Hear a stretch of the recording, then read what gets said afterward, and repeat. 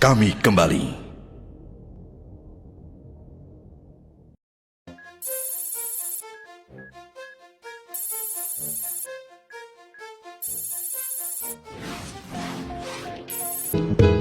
Apa nih?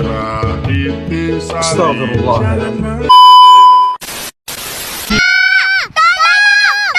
Sabar. Aku punya ide. Tugas akan lebih mudah jika apa? Tak dikerjakan. Tapi bohong. A hotel with nothing on under your trench coat. There's no end. What you looking for? It's me. Guilty? It's a style.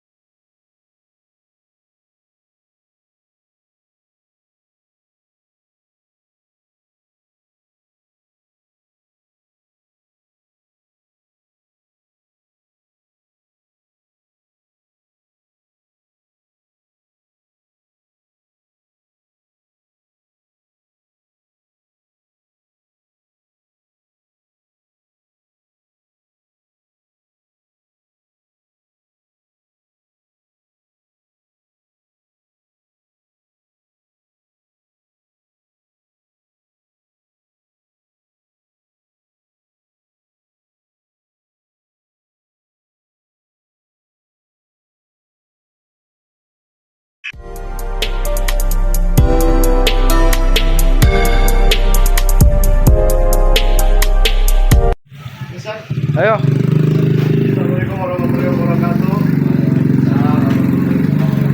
Alhamdulillah, alhamdulillahirobbilalamin, wabillahi nasta'in, wa ala umuri bin wassalatu wassalamu ala asyrofil anbiya'i wal mursalin, wa ala alihi washabihi ajmain, amma ba'du. Oke. Berdiri saya di sini, saya akan berceramah yang saya ketahui saja. Jadi pada intinya ceramah yang akan saya sampaikan ini adalah tentang kesombongannya umat manusia, yang dimana sebelum manusia diciptakan pun manusia itu sudah sombong kepada Allah Subhanahu Wa Taala. Jadi sebelum manusia diciptakan, Allah berfirman dalam surat Al-Baqarah ayat 30.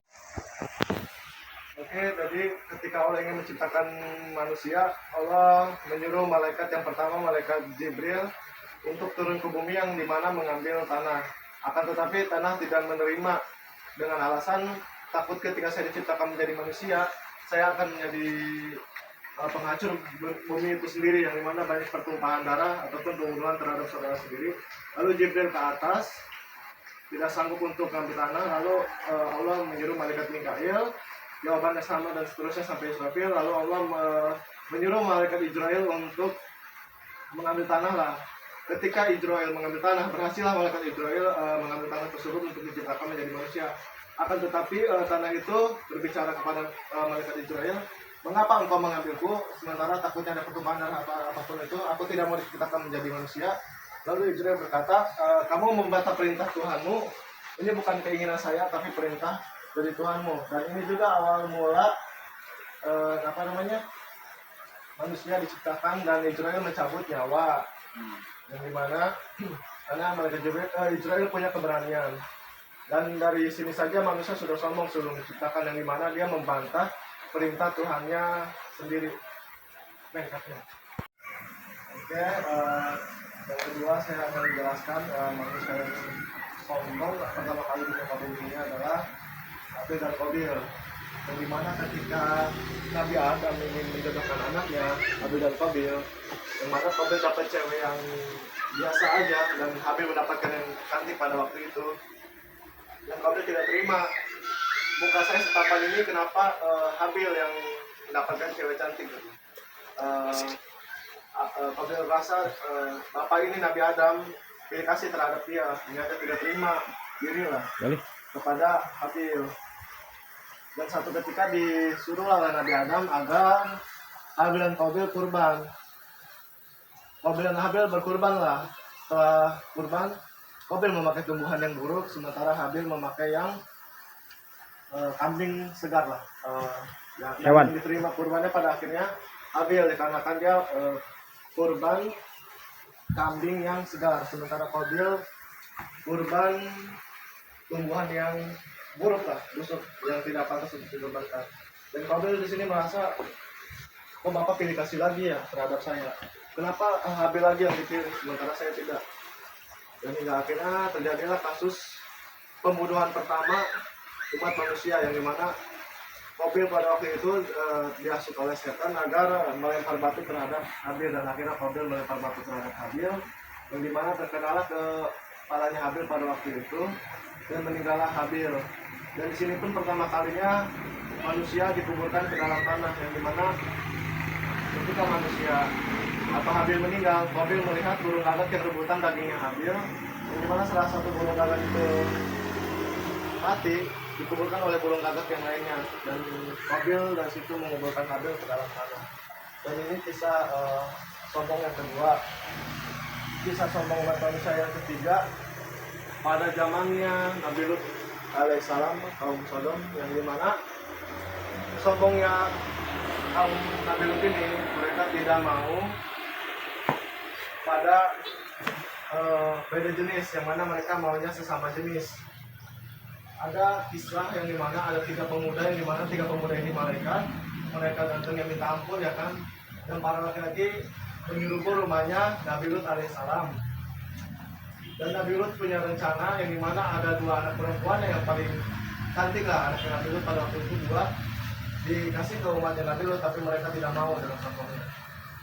Lalu Nabi Lut bingung di situ, frustasi, dan malaikat berkata, kami ini malaikat utusan dari Allah, yang mana kami ingin memberitahu engkau ya Lut, yang dimana engkau tinggalkanlah kaummu, yang dimana bakal ada azab besar. Lalu Nabi Lut dan kaumnya yang masih berdakwah dan beriman kepada Allah, itu mereka meninggalkan tempatnya umatnya kaum Sodom. Ada syarat yang dimana tidak menoleh ke belakang sedikit pun. Cut. Yang dimana tidak boleh menoleh ke belakang sedikit pun. Akan tetapi ada benak istrinya Nabi Lut ingin menoleh ke belakang. Dan pada akhirnya istri Nabi Lut dan kaumnya Nabi Lut, kaum Sodom, mereka ditimpa azab yang sangat amat dahsyat dari Allah Subhanahu Wa Taala. Dan inilah sombongnya umat manusia ketiga kalinya ya, yang mana di zaman Nabi Lut alaihissalam, kaum Sodom. Terus ada kisahnya Qarun di zaman Nabi Musa. Jadi dulunya Qarun itu orang yang nggak punya, orang susah. Dan Qarun bertemulah dengan Nabi Musa alaihissalam, dan Qarun meminta kepada Nabi Musa agar mendoakannya agar dia didapatkan rezeki yang berlimpah oleh Allah Subhanahu Wa Taala. Hingga akhirnya Allah memberikan rezeki kepada Qarun, yang dimana Qarun menjadi kaya lah. Tetapi ketika Qarun menjadi kaya, dia sombong harta lah bisa dibilang Qarun ini. Yang dimana dia tidak mau sedekah, tidak mau zakat. Hingga akhirnya Allah mengajak Qarun, yang mana menyelamatkan Qarun dari bumi. Ketika dari situlah awal mulanya harta karun menggeledah hartanya Qarun. Mungkin dari kisah sombongnya umat manusia ini ada hikmahnya, di mana kita janganlah sombong sebagai manusia, yang mana dijelaskan dalam surat Luqman ayat 18, janganlah engkau angkuh dan sombong di muka bumi ini, dan janganlah pernah kalian meremehkan.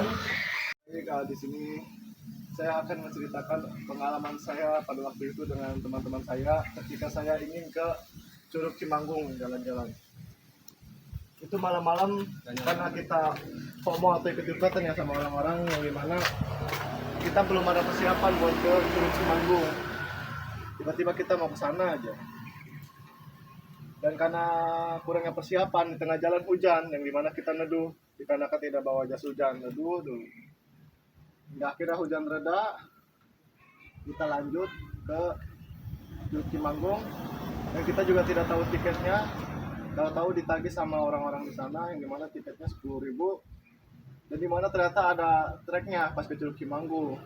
Teman saya ada nyewa sepatu, sementara kita tidak gitu. Ternyata di sana licin treknya karena posisinya habis hujan.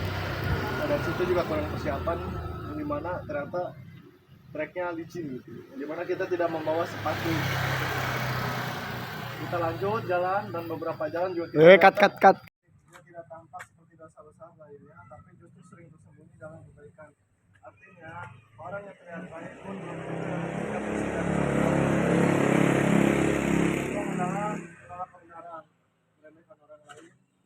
Maka mendalam kesombongan bukan soal aku hebat, tapi soal aku tidak mau kalah. Itulah akar masalahnya. Contoh, tidak mau mengakui kesalahan kita, tidak mau belajar dari orang lain, selalu ingin terlihat benar. Jadi sombong itu lebih dekat dengan ego, bukan status. Kasus iblis, aku lebih baik dari dia. Makna mendalam, kalimat ini sederhana tapi berbahaya, karena kesombongan selalu dimulai dari perbandingan.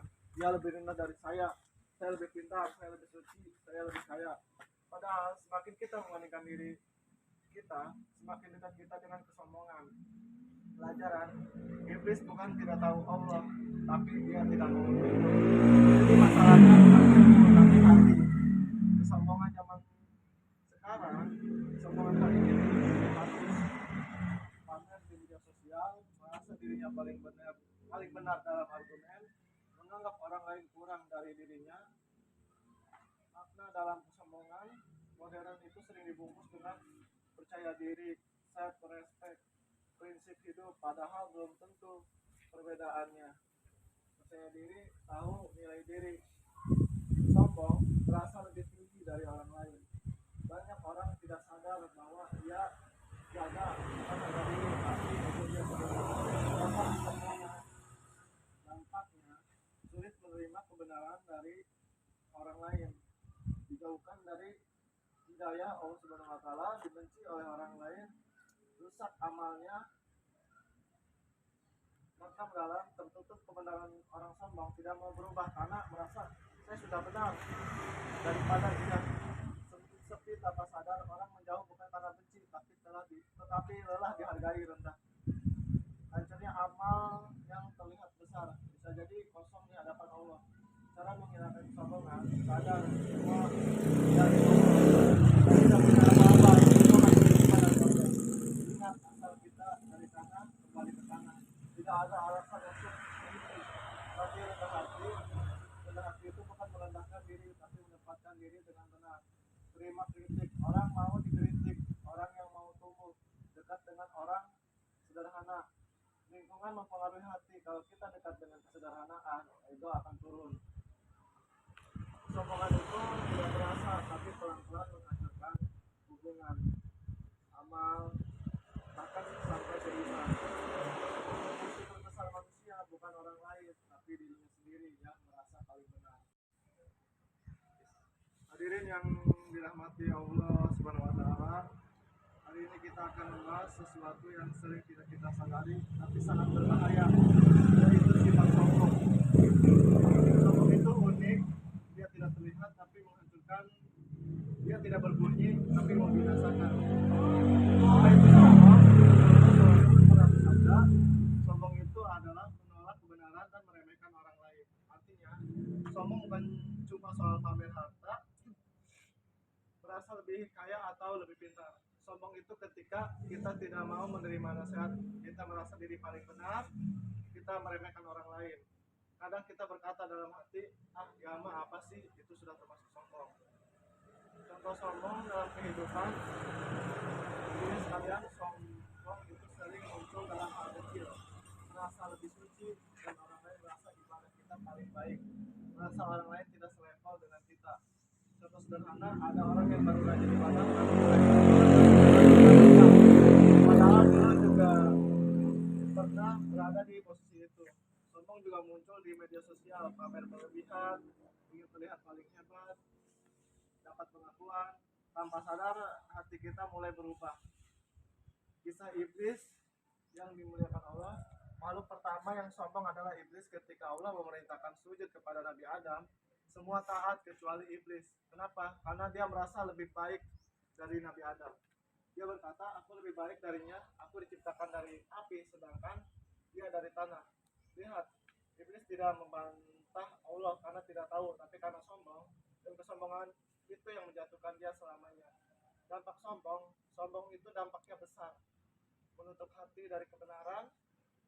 Orang sombong sulit menerima nasihat, dijauhkan dari orang lain. Tidak ada yang nyaman dengan orang sombong, dibenci oleh Allah. Allah tidak menyukai orang yang sombong, menghapus pahala ibadah. Jadi penilaian jika hati dipenuhi kesombongan. Cara menghindari sombong. Jadi bagaimana cara menghindari sombong? Ingat, asal kita akan kembali ke tanah, maka kita akan berbanyak istighfar, rendahkan hati kepada siapapun, dan selalu tanamkan dalam hati semua yang saya miliki adalah titipan Allah. Sombong itu tidak terlihat, tapi sangat berbahaya. Mari kita jaga hati kita sebelum kesombongan merusak segalanya. Semoga Allah menjauhkan kita dari sifat kesombongan dan menjadikan kita hamba yang rendah hati.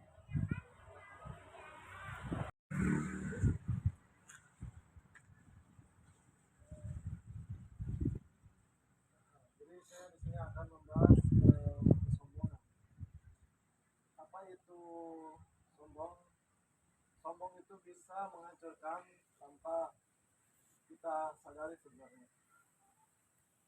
Jadi misalnya ada beberapa sombong, misalkan ketika kita tidak berdoa kepada Allah pun sudah pasti kita sombong, mana kita tidak memerlukan doa untuk keselamatan kita kepada Allah, yang mana kita merasa adalah saya bisa hidup ini tanpa berdoa. Nah, itu sudah sombong. Hari ini kita akan membahas satu penyakit hati yang sangat berbahaya, penyakit yang tidak kita sadari, namun dampaknya bisa menghancurkan amal kita, yaitu kesombongan. Sombong, Rasulullah pernah bersabda, tidak akan masuk surga orang di dalam hatinya terdapat kesombongan walaupun sebesar biji sawi. Para sahabat bertanya kepada Rasulullah, ya Rasulullah, bagaimana orang suka pakaian sesungguhnya Allah itu indah dan menyukai keindahan. Sombong itu adalah menolak kebenaran dan meremehkan orang lain. Jadi sombong itu bukan soal penampilan, tapi soal hati. Jadi orang sombong tidak mau menerima nasihat, merasa dirinya paling benar, meremehkan orang lain, dan sulitnya mengutamakan orang lain. Maka berlebihan terhadap diri sendiri bisa awal kesombongan. Yang pertama yang sombong adalah iblis. Ketika pada waktu itu Allah memerintahkan sujud kepada Nabi Adam, semua mereka sujud, tapi iblis menolak. Dia berkata, aku lebih baik dari Oke, selain dari Curug Cimanggung, saya juga pernah muncak ke Gunung Pulau Sari bersama teman-teman saya lah pada waktu itu. Yang dimana kita janjinya pagi, tapi berangkatnya sore, jam 10-an. Yang dimana itu ngaret banget sih Pak. Dikarenakan pada waktu itu kita nggak ada gitu malam-malamnya, malah pada main game. Yang dimana kan padahal besoknya mau puncak gitu. Dan sebaiknya malah pada begadang hingga akhirnya ada siangan lah kita. Ketika puncak ke gunung. Hah? Siangnya berangkat? Iya, siangnya kita berangkat di sana. Walaupun kurang persiapan dan kesiangan juga ke sananya, hingga akhirnya kita jalan bawa motor.